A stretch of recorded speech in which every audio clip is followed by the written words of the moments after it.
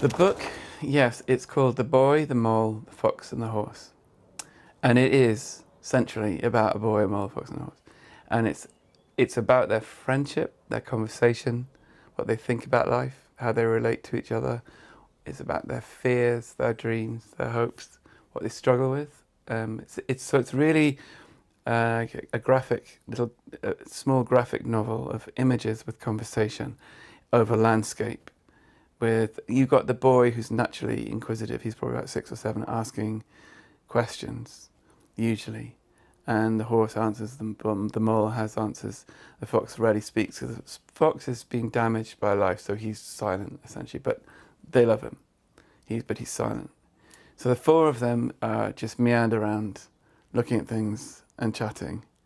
There's no real narrative like this happened and then this happened and here they are and then, you know, there are 1 or 2 events, but essentially the conversations are the book. And it's actually a very simple book.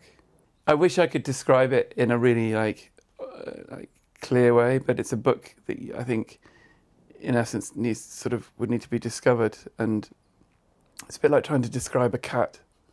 If you've never seen or met a cat, it's quite hard to describe. But it's a very simple little narrative, almost a narrative, about these guys. And into vulnerability. They're quite vulnerable with each other. They dare to be vulnerable, which makes them closer. You know, it's that kind of thing. And it's really for anyone. It's Maya, who's 3. My mum's 88. So anything between, you know. Yeah. And also, I think, you know, when I was doing the early drawings, I have an Instagram account, and I would put the drawings on the account, and I really loved reading and responding to people and how they felt about the drawings. You know, and I have quite a lot of people going, yeah, my son's struggling with this, or I am struggling with that, or, you know, I've got a horse like this. Yeah, the answers were so varied and moving, and they really helped me sort of generate the conversations and the direction of the conversations. And so I'm really grateful to them, because they helped generate the energy. I was terrible. I was really bad at treating myself well, and I've learned to sort of love myself. So all those things, the things I think I probably learned in life, I'm trying to sort of distill and simplify right down into these little people, because you know, hopefully someone somewhere will get, you know, something from them.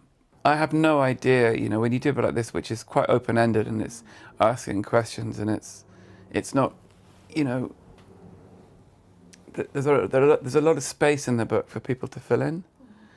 Physically as well, there are blank pages, and I hope they scribble on them, and I hope they make a mess of the book and write their own answers in them. And, you know, just, I think, I have no idea how people will feel.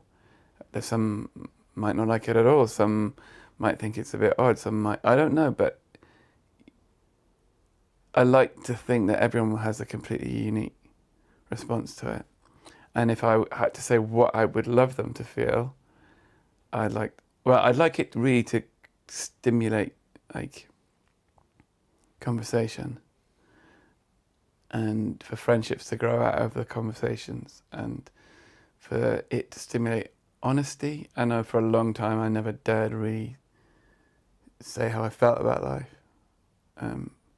So, you know, just to catalyse good things that help people live more deeply, probably.